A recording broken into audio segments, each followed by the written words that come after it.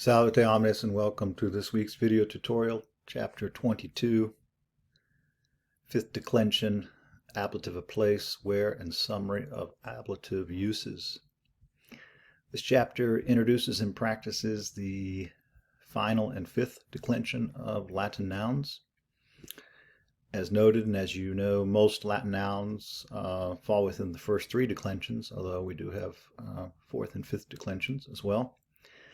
And you can see the pattern here with the key vowel E, ace, a, ace, erum, abos, ace, ebos.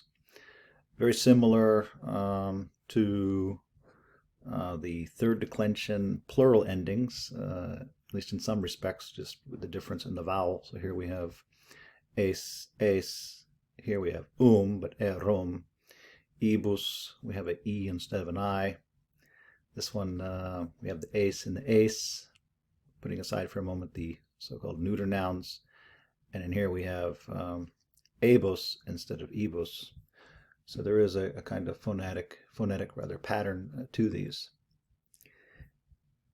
We also have ablative of place, which is fairly easy to recognize in context, and a kind of summary of all the different kinds of ablative or adverbial functions that the ablative case uses in Latin. So this is another chapter where it's a good idea to really focus on solidifying your knowledge and proficiency of Latin noun declensions in particular. I've said many times, in my opinion, certainly for the kind of Latin we're doing, this is the key to understanding and being successful.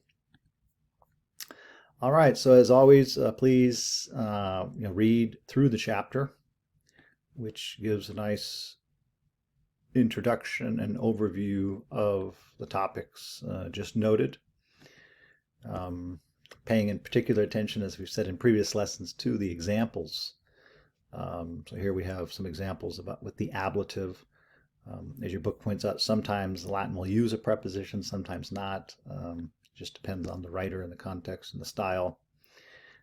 Here, for example, we don't have a preposition, so here's some examples without prepositions. So please study these examples because they're very insightful and can help you be successful in the ablative and the regular sententia antiqua examples. Also, we have the vocabulary for this chapter. Please go through this. This is the vocabulary that's necessary for the exercises in the book. And also, this is the vocabulary that will be on the chapter tests. All right, with that said, let's jump right into it. Let's take a look at number one. It's a nice short one by Cicero, dum vita est, space est. This one's fairly straightforward. We start off with a conjunction, dum, which means while. Vita should be familiar. It means life. Est, going back to chapter 1, means is. Space, we've had before, means hope. Est is the finite verb with this noun. So while there is life, there is hope. So let's go ahead and write that down.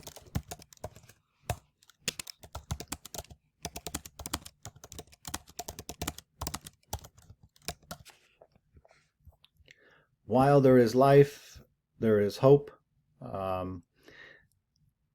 Latin, along with other languages, does not use there because this is our subject. So literally, while hope is, or excuse me, while life is, hope is.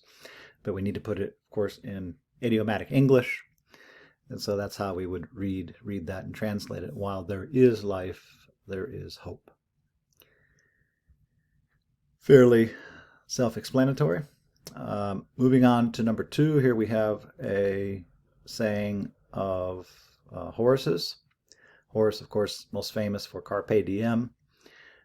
Here we should be able to recognize that the last word in the sentence is the verb in the imperative mood. Once again, if we're not quite sure, we're going to have to take our time and look things up.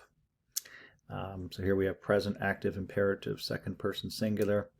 Again, only the context will tell you what particular form this is, but we need a verb in the sentence So if you were to go through and analyze all the other parts of speech for the vocabulary in this example, none of them are verbs, and so the only one remaining is this one. So context clues and simple logic tells you this is the verb, and it means protect or keep or guard or preserve. Once again, for our purposes, pretty much any of these will work.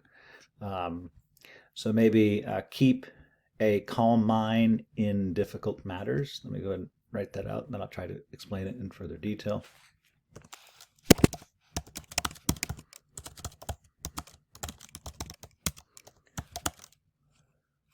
Or maybe even things, matters, things.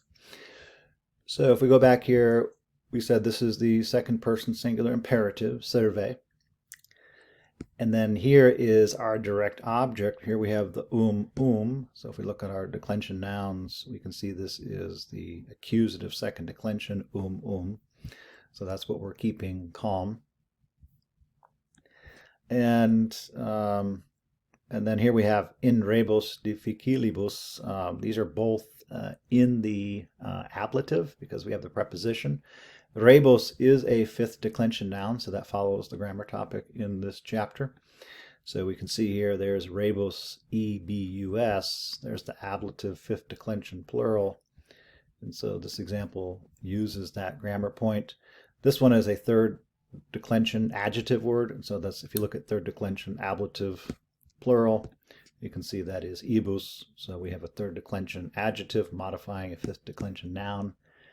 I've said before, when I first took up Latin, that was a little bit unclear as to why we were using different declensions, but it's just the way it is. And so, but they're both in the same case. So we put all together: keep, preserve a calm mind in difficult matters or things. Rebus can be have a variety of translations, but probably things might work best here. And that's good common sense wisdom. Panicking is probably not going to help preserve either one's sanity or one's life, perhaps. All right, moving on to number 3. Ubi tyrannos es ibi planeus nulla res publica, another one by Cicero. Where there is a tyrant, there it is plain, or there clearly there is no republic. So plane means clearly. So they give us that right there. So let's go ahead and write that down. Where there is a tyrant.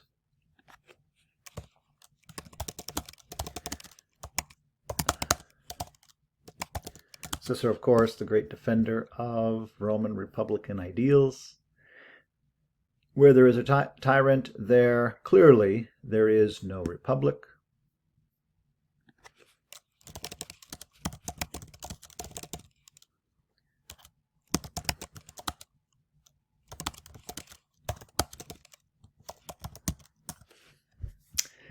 So let's see, we have there, yeah, because ibi means there, so there, I guess you could say there clearly is no republic, since that sounds a little bit stilted. There clearly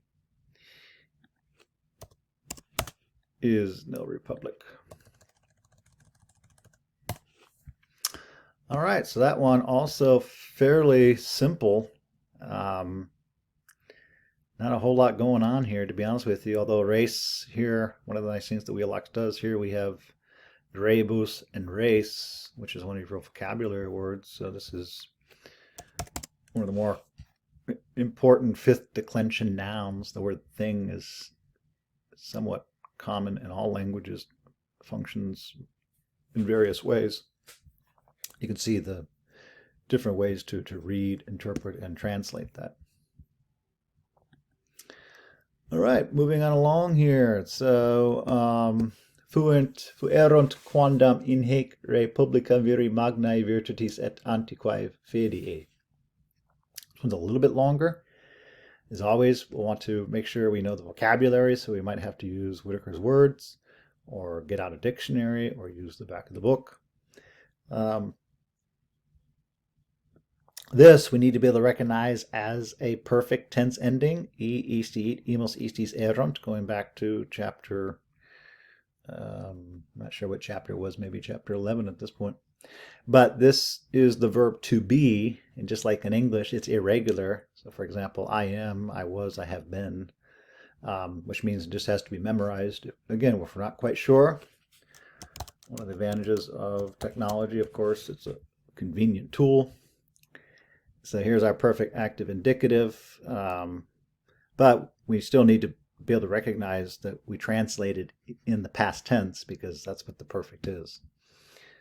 So again, if you go back and look in chapter 11, I think they give you this full irregular verb form.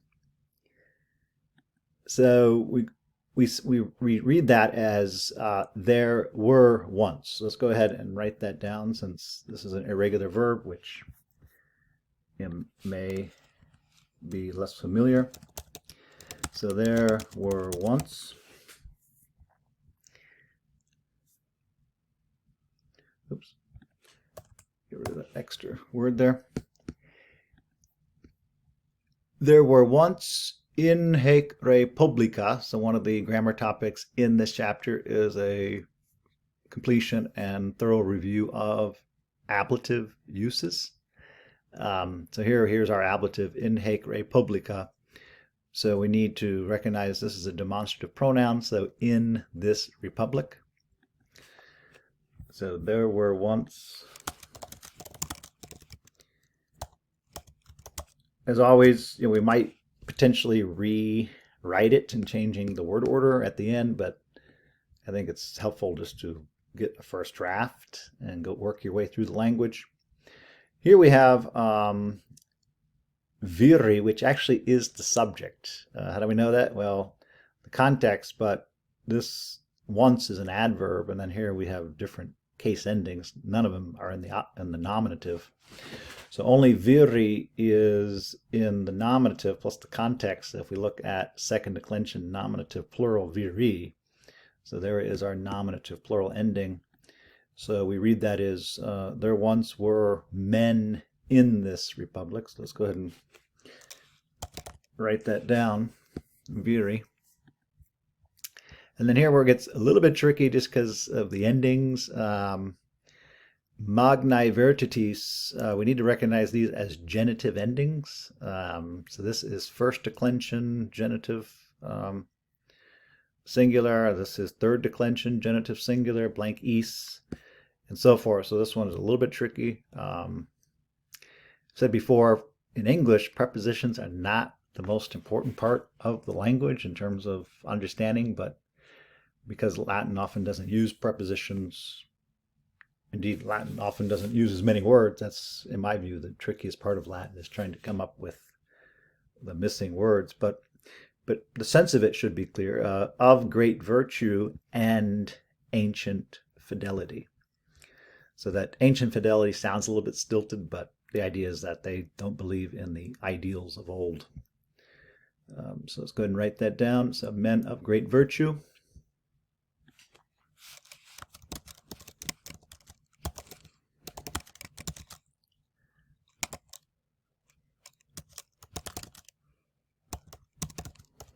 Again, ancient fidelity sounds a little bit wooden, but that's literally what it means. In fact, we speak of freedom, not virtues. So even though virtue doesn't sound strange in contemporary English, nobody really uses virtue to talk about public life. And if they do, I'm not sure they really understand it. Take a look at Alistair MacIntyre's seminal piece of scholarship called After Virtue, which makes that argument. And then ancient fidelity. Maybe the ideas here are sort of founding ideals. If you compare it to, make an analogy to American political history, the ideals of the founding fathers, so maybe founding ideals. Although for the ancients, you didn't discover or found or create values. They sort of existed in the cosmos. So even founding ideals sort of misses the point. But again, that may be making it too complex for our purposes. But let's go ahead and stick with ancient fidelity. Again, I think the idea is clear. These are faiths and beliefs that precede current public life. Moving on to number 5. also by Cicero. Hanc rem publicam salvam esse volimus. So here they give us a little bit of help. So if it's in italics, it means we wish. So let's go ahead and write that down. We wish. We wish you a Merry Christmas. No, maybe not. Okay. So we wish hanc rem publicam. So we should, here's our race again, but here it's rem. So this is fifth declension accusative singular. So there it is, em. So that's the direct object. And then the hanc is a demonstrative pronoun also in the accusative. Because republic is feminine, that's why we're using the feminine form. So that means we wish this republic. So that's how, so rem publicam means republic, although in Latin it was two words. So we wish this republic. If I can type here. We wish this republic to be safe. So that one's fairly straightforward.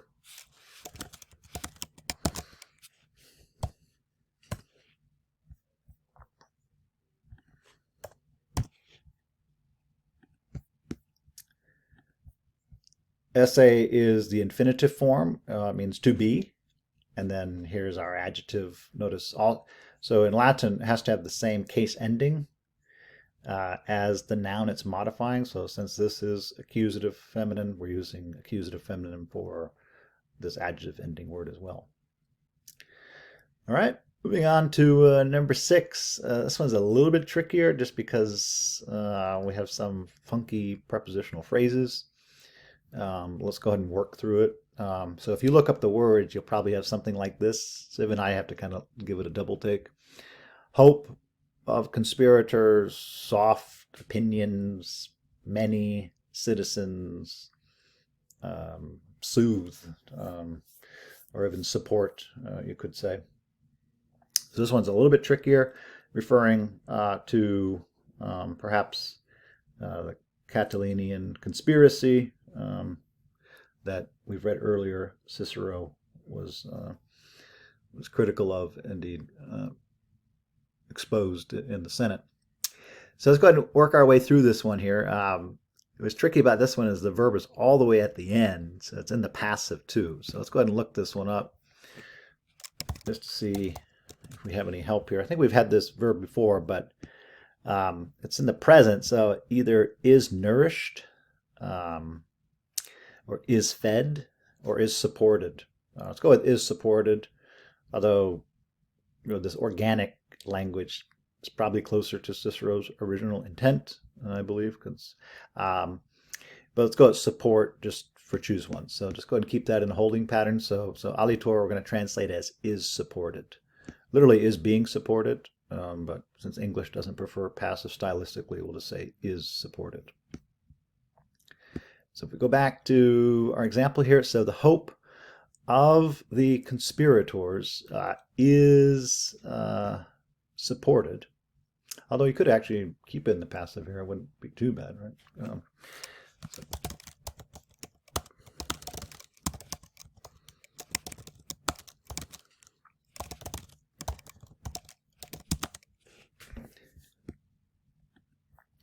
So the hope of the conspirators is being supported. Now here's where we have to kind of, they give us, so by the mild or soft. So you have to just choose one. Let's go with soft since it's the first one here.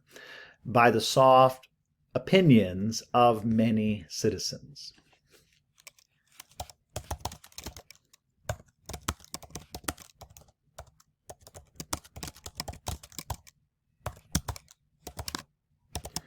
Once again, I'm keeping the translation somewhat literal, also following the suggested translations in our book.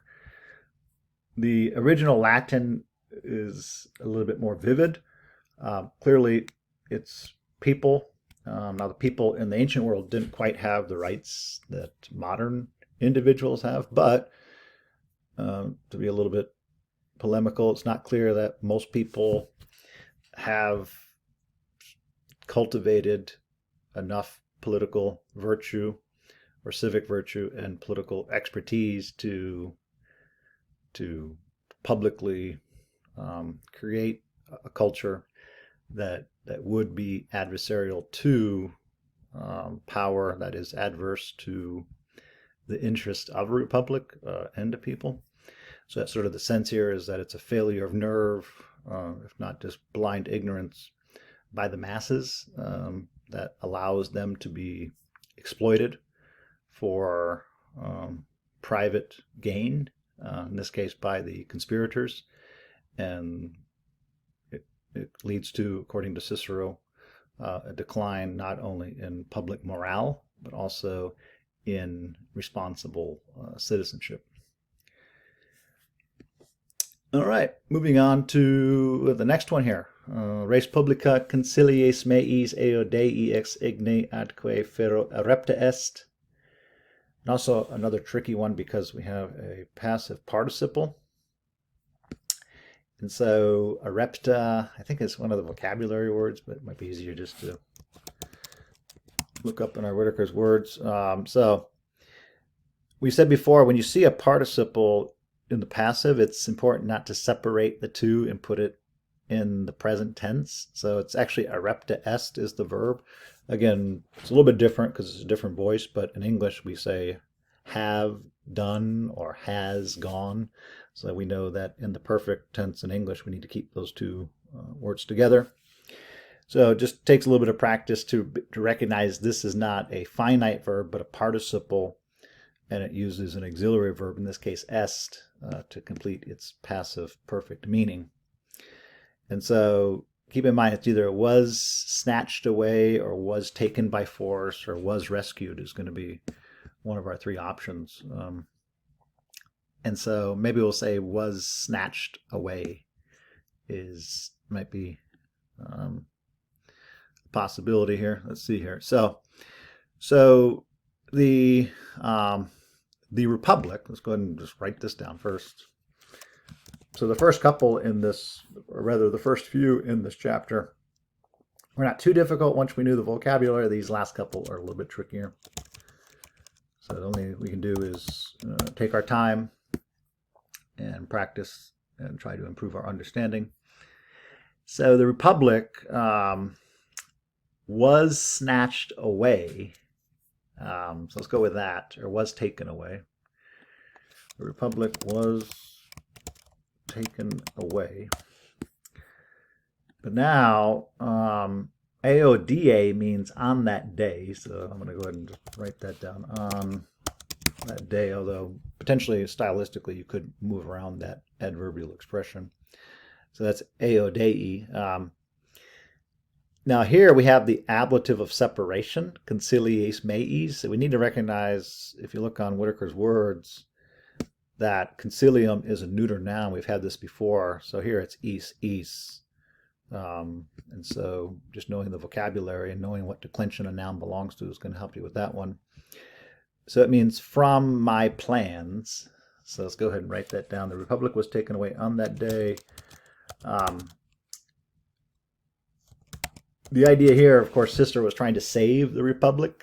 So he was trying to resurrect, if you will, these older Republican ideals, and so that's sort of the sense of it. But he soon realized that saving the republic was probably a lost cause, and as we've said many times, and as you know, this led ultimately to the rise of Julius Caesar and his assassination and all the other things that you're familiar with in terms of Republican Roman history.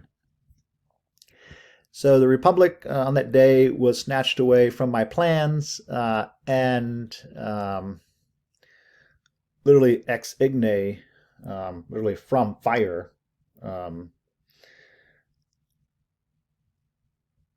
And let's see, how would this one work here? Does this verb have to be twice here? Let's see.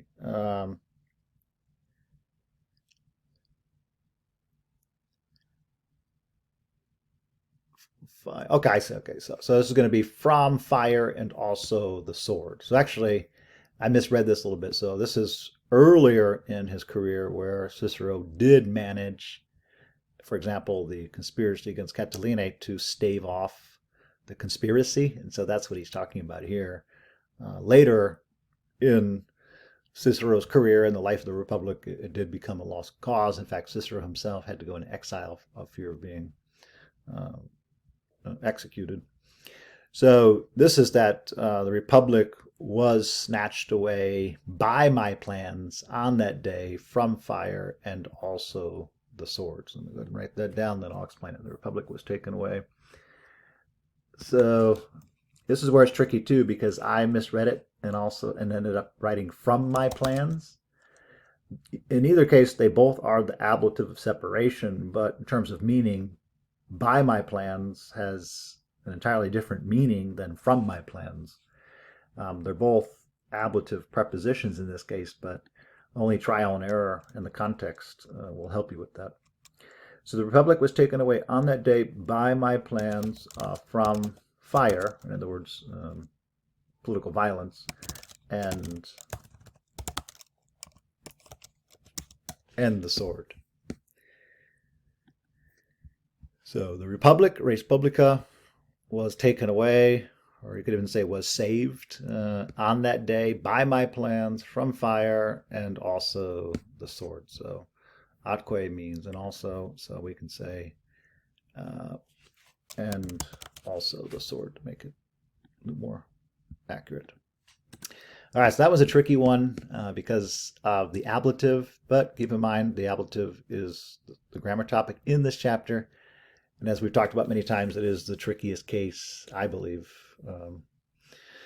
in terms of Latin, just because we have to do trial and error with the different phrases, in this case, these ablative phrases. All right, but we've had a couple tricky ones, but this next one is fairly straightforward. Quod bellum od erunt pro pace cum fide laborabant, because they hate war, they were working for peace, literally with fidelity. In other words, faithfully, but literally with fidelity. So notice that fidelity is a third declension noun. So third declension ablative singular is E. And as your book points out, in this case, we do have a ablative phrase with a preposition which helps. So od erunt, we mentioned up here with erunt is the perfect. Odious, think of words like odious. This is where we get hate. So because they hate war, so let's go ahead and write that down. Because they hate war. Bellum we've had before. In fact, this is the paradigm noun, for example, that they use for second declension, bellum. In this case, it is in the accusative because they hate is the subject. So that's why we're getting bellum. And then simply here, going back to the imperfect, they were working. Let's go ahead and write that down. So bam base spot. They were working. And then working how, with whom, for what? For peace, pro pace. So let's go ahead and write that down as well. And then literally with fidelity, in other words, faithfully, but I'm going to keep it somewhat literal. So this one, they were working for peace or for the sake of peace. Pros always followed by the ablative. So third declension ablative singular is E because it's pax pacis is the noun. So there's pace. And then we've already explained the cum fide we've had before. You can see in how to translate it. Again, the meaning is fairly straightforward, but you do have options. If you can see it has a variety of faith, loyalty, honesty, credit, confidence with trust, in good faith. Maybe in good faith might work too.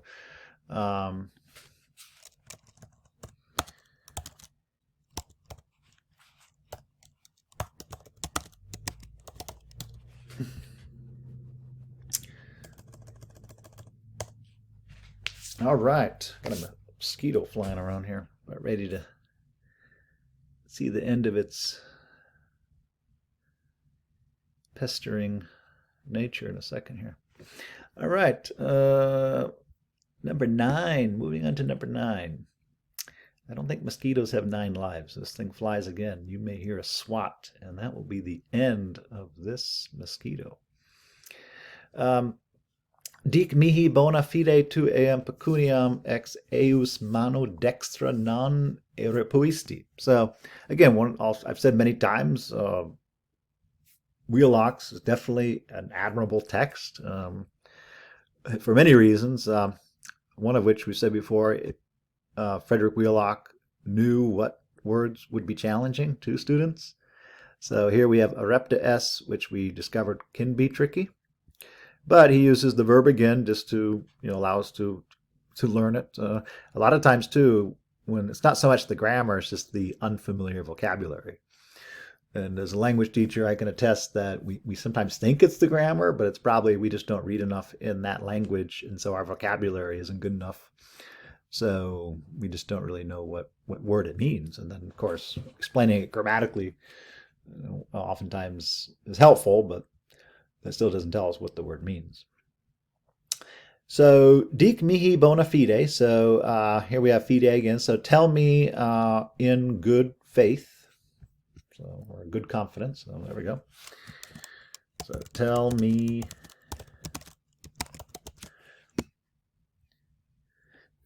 in good faith. To, now here we have isti.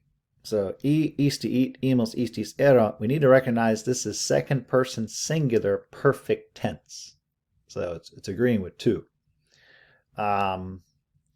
Oftentimes we do translate this as the simple past, but since we have direct speech here, looks like someone's being asked a question, even though we don't have quotation marks. So the way we're going to translate this is from Plautus, who's a comedian. Did you snatch? So tu eropuisti. It looks like somebody took some money. I think we've said before, he has many plays where the servants are often stealing money from each other and even from the master. And the dramatic tension, of course, is are they going to get discovered and punished or even worse? And so tell me in good faith. Tell me, did you take the money? Did you snatch the money?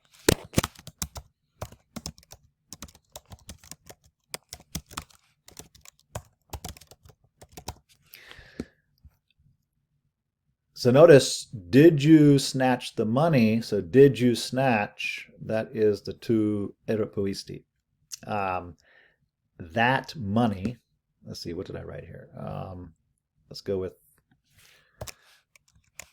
that money. So eam pecuniam, probably that money.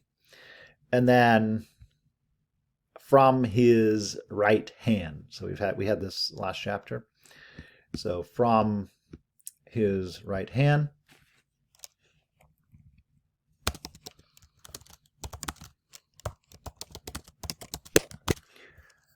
And then we had the non. So did you not snatch that money from his right hand? In other words, we know you did it. Fess up. Maybe you only get 50 lashes instead of losing your right hand. So who knows, right? I'm not familiar with this piece, but I have read some of his other works, and that seems to be a common theme, namely the servants, trying to imagine something that probably is only going to get them in trouble. All right, so let's see. That is that one right there. Here we have Ennius. So we have it's nice. We have some different examples, including the historian Livy, the comedian Plautus. Ennius is kind of a minor writer, but still an important writer. Here we have amicus certus in re incerta cernitur. Literally, friend, certain, in things, uncertain, is discernible. So let's look up the verb here, because this one is going to make an important difference. Maybe is discernible, is distinguished. Let's go with is distinguished. So this is also in the passive. So a certain friend, probably in English might say a true friend. In other words, you're gonna know your friends when you have uncertain times. So but I'm going to keep it literal. A certain friend is distinguished in uncertain things.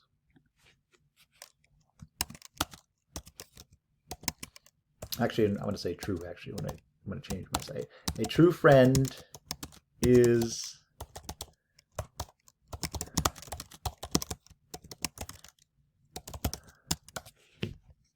so the Latin is a little bit more precise, but you get the idea here is that you're going to know certainly this is your friend, or this is a friend.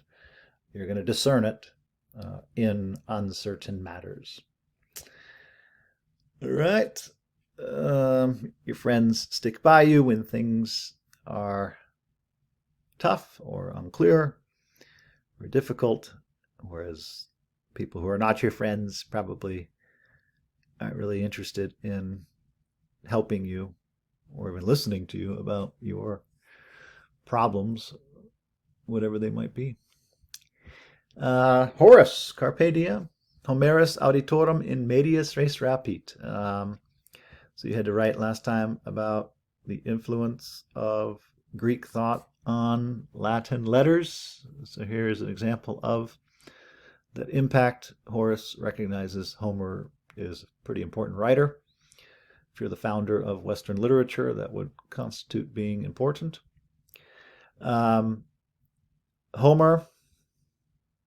takes his listener literally into the middle of things, but I'm going to say into the essence of things. I'm going to Latinize that Greek just because the middle of things, for my ear, doesn't sound quite as nice. So Homer, rapit means takes, and then auditorum, like an auditor, but in this case, his listener. So Homer takes his listener.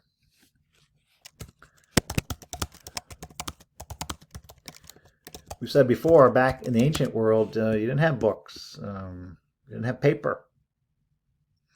In fact, only very recently did students have either of those, and I'll say it again, learning to listen probably is necessary in order to learn how to read and write. And we see that, one, because throughout human history, that's just how things have worked, but two, it's just a newer form of technology, and orality preceded technology. Anyways, that's a complex argument, but I think that's what Horace is referencing here. So Homer takes his listener into the essence of things.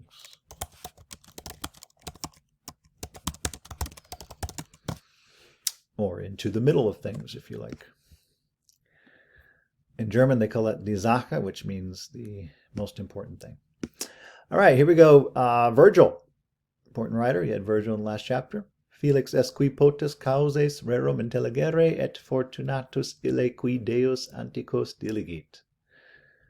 We're going to do all 16 today, and we're going to skip the longer passage, which is interesting, but we've explored that theme before, namely the importance of literature as described by Cicero. So we're going to do a few more Sententia Antiquae instead. Plus we have some different authors, which is nice, not only Cicero.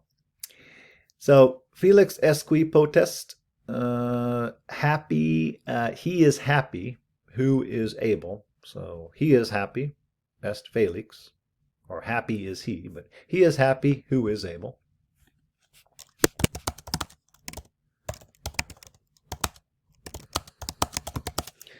If you want to say blessed for Felix, that's fine as well.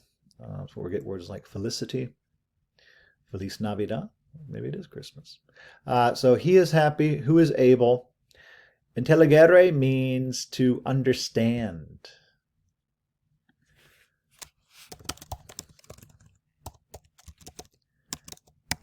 And then understand what? The causes of things.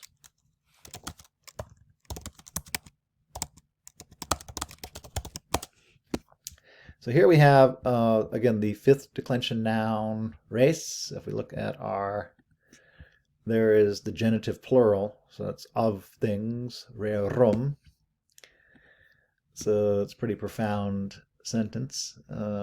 He is happy who is able to understand the causes of things, putting things in their proper light, perspective, critical distance, objectivity, however you want to frame it. I agree with Virgil. And he is fortunate who delights, or who loves, I guess. He is fortunate, and he is fortunate who loves the ancient gods. Let's see, what do we have here? Oh, we got a semicolon, I guess. Okay.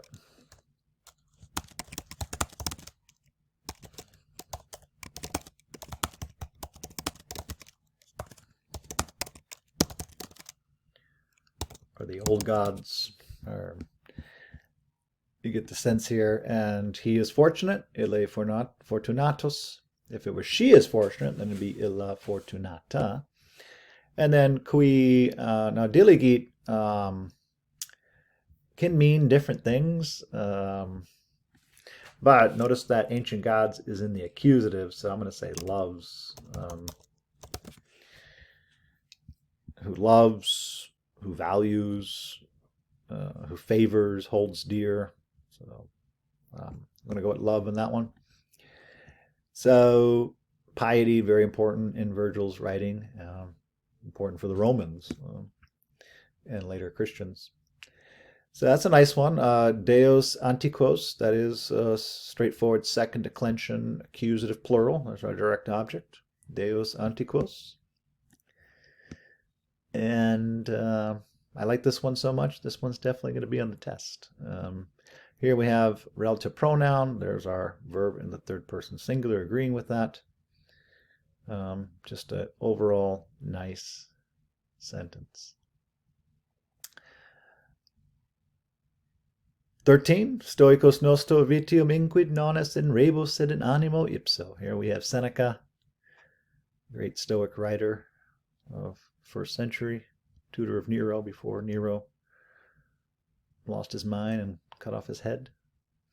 Actually, he gave Seneca the choice of taking his own life, and Seneca, like Plato before him, said, I've seen enough of this world. Actually, I don't know exactly what he said, but he did take his own life. Stoicus noster vitium inquit. Here they tell us Stoicus means a Stoic philosopher. So our Stoic philosopher.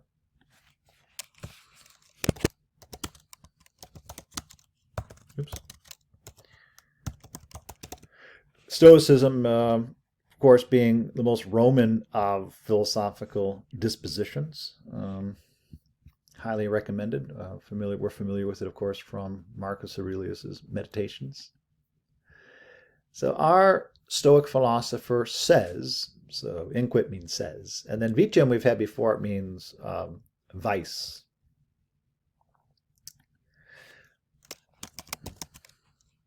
So we'll say that,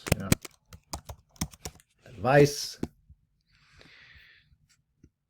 is not in the things, but in the mind itself.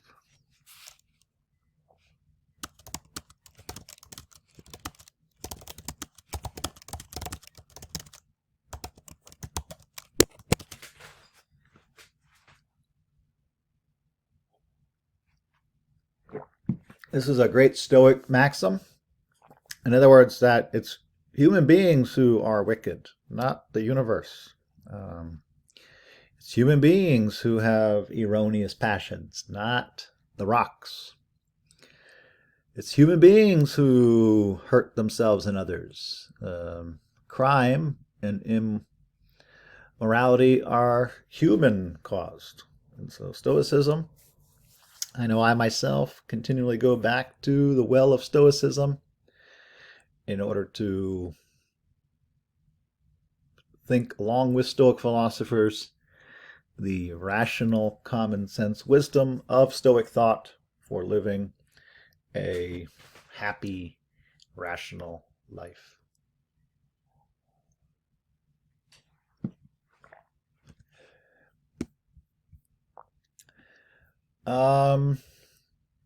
So we've seen, just to explain this a little bit more, excuse me.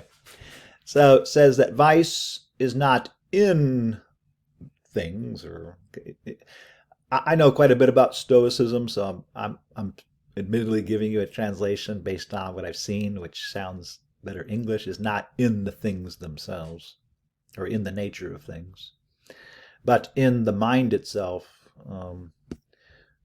And so ipso animo is in the mind itself. Okay, 14. Et mihi res sub jungam non me rebus. So here we actually have it in the subjunctive, which actually the word subjunctive. So let's look this one up here because the verb tense is going to be important here. So sub jungam. Remember, Latin didn't have a J, so that's why it is in the way it is. But it is in the probably actually, I guess either in the subjunctive or the future. It's probably in the subjunctive here. So I subdue. We haven't had subjunctive yet, but Latin uses a lot of subjunctive, even though we can still read it and translate it in the indicative. It's just the mood of the grammar once again. So I subject, go back to the example here. I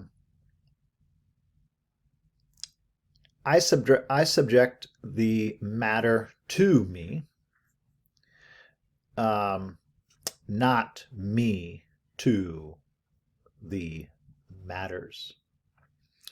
So let me write that out and then I'll try to explain that here. So I subject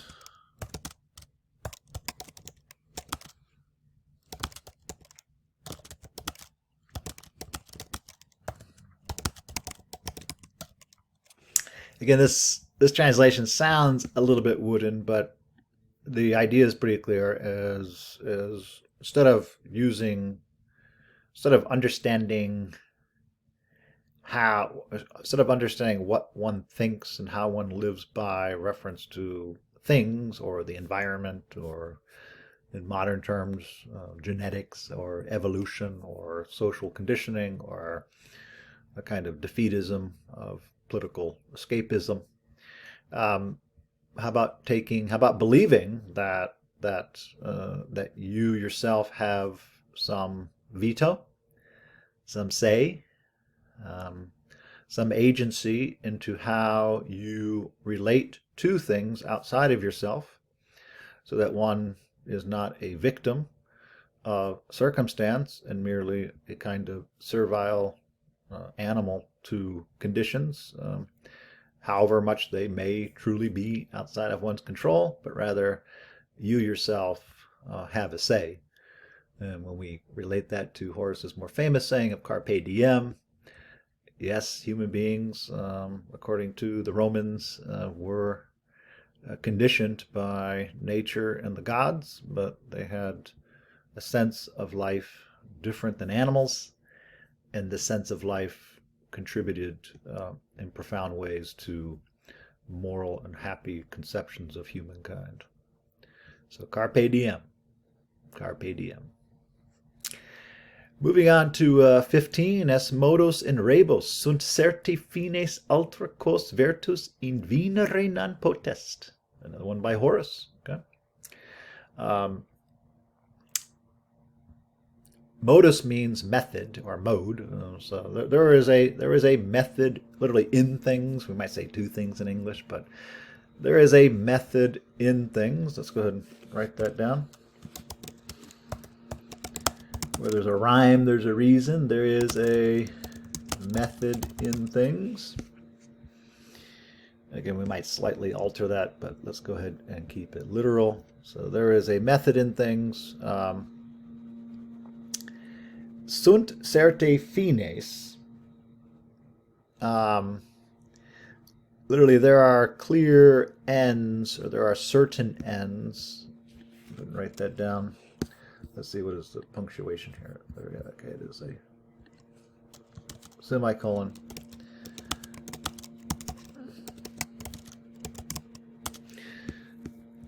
There are certain ends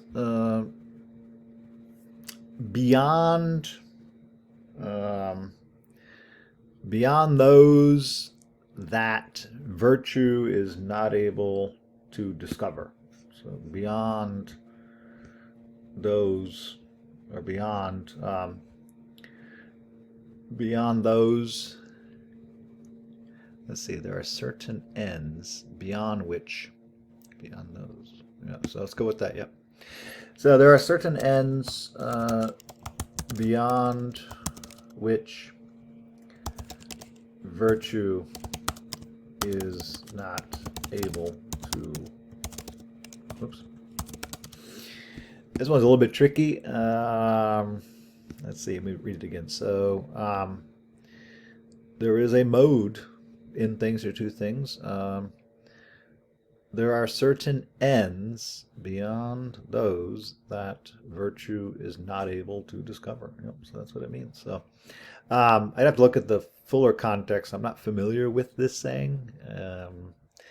But again, the basic idea is, once again, is because it is consistent with Carpe Diem, is that there are things beyond virtue. There are things beyond one's control. But like Stoicism, we shouldn't let it determine our sense of ourselves or the universe or life. And so even though there are certainly things beyond virtue, for example, vice or vitium, that doesn't mean that virtue doesn't exist. It just means that virtue requires thinking about other ends, and maybe not the ends that are contrary to things and methods that go against the capacity of virtue to enliven the individual human being. All right, so last one is Marshall. Hoc fortuna tibi viditur aequum is hoc fortuna. So fortuna is actually the subject here. Veditur, let's look this one up. This one's in the passive, but we want to make sure we get the right. So it's is seen, or is considered, or does seem, or does appear. So does this seem aequum, fair to you, fortune? So let's go with that one. Does this